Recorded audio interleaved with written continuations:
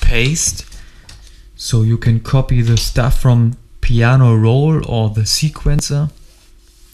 Here you can choose fill each 2 step to fill each second step, or all 4 steps, or all 8 steps. Here you can use insert. We choose OSC. It adds OSC to the step sequencer. It is also possible to add some VST plugins. Or you choose replace to delete the old sample. Here you can choose, here you can clone and here delete by clicking your right key. Okay, if I use options, I can choose typing keyboard to piano roll to play melodies with the piano. So my keyboard is just a keyboard. I think you know what I mean.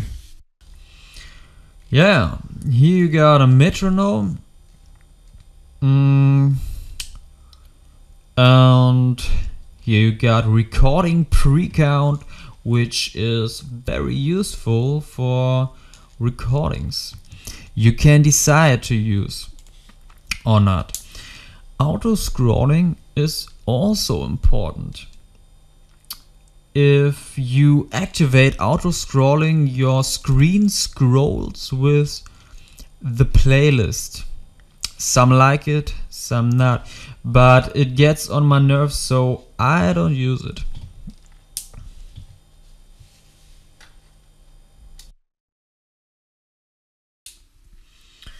To increase the performance of Fruity Loops when you use many effects to some channels. So when you think your computer can work with all the effects you want to use, there's just one thing you could do, and the time will come. So you have to click here and deactivate it with edit events. So it gives your computer previous resources if the effect is not in use at the time. If you use Fruity Loops Studio 10, just click at Enable Legacy Pattern Blocks, because it's normally not active, but it's important to work with.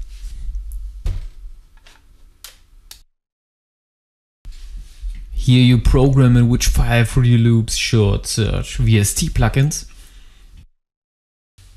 And if you want to add a MIDI keyboard, click here, Enable MIDI keyboard.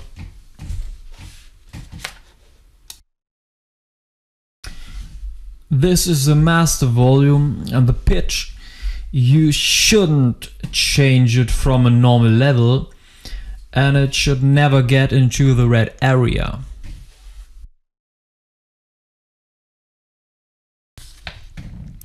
Here you can choose pattern. This is a pattern, and if I choose the second, you also choose it in the step sequencer. So if I choose the 6th pattern, it goes from here to there. By changing the pattern, you can change drum parts.